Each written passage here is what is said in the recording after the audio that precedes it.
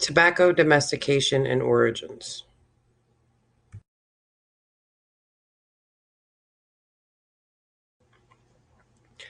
Tobacco's earliest discovery was between 1500 and 1000 BC in Chiripa, Bolivia.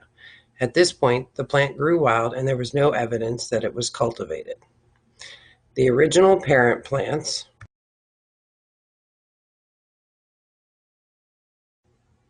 Nicotiana sylvestre and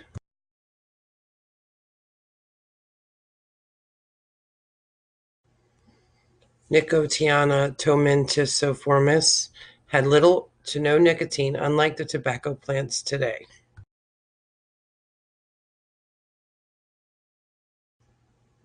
Natives began to cultivate the plant for use in rituals and other daily activities. Nicotiana tabacum originates in the highland Andes. Areas include Bolivia and Argentina. Early Americans used tobaccos on a regular basis. It was used for rituals, religious ceremonies, and for recreation among these groups. Nicotiana rustica has origins in Mesoamerica or Mexico, and similar to the highland Andes group, it was also used for spiritual and recreational purposes. Mayans and Aztecs have evidence of tobacco use by shamans for ritualistic ceremonies as well.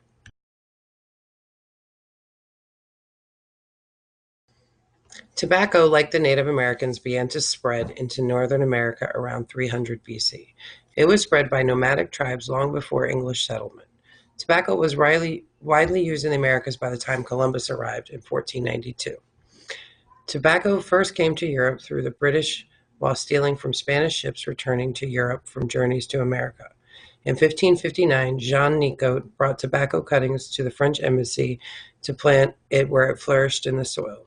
By 1571, tobacco was widely used throughout Europe, but predominantly as an import.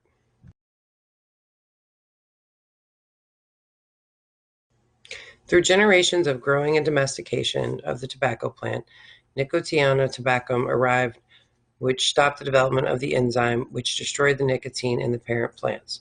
Another effect of the domestication process of tobacco was the formation of larger leaves where the nicotine is stored in the plant, increasing the amount of nicotine produced by the plant.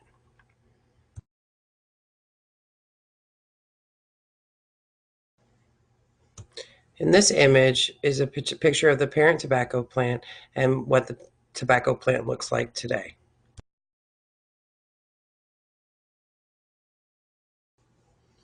In addition to the modification to increase nicotine, researchers have also made the tobacco plant by manipulating the photosynthesis process to create a larger plant and faster. This discovery could be used in other plants to increase food production. A side effect of domestication is the creation of a tobacco plant that could produce up to 3 times the average amount of nicotine to make tobacco products more addictive. This first modification was known as the Y1 and was used commercially without the approval of the FDA. Regardless of its addictive nature, scientists are still using tobacco to create new things, from vaccinations to biofuel. The use of tobacco vaccines are able to be created more quickly to treat cancers, viruses, and genetic disorders. Tobacco is also used to create biofuel. For this to take place, specific protein called thioredoxins are changed into a biotechnological device used to increase the amount of sugars and starch the plant produces by up to 500 to 700%. These biofuels are created more efficiently than those produced by corn or soybeans.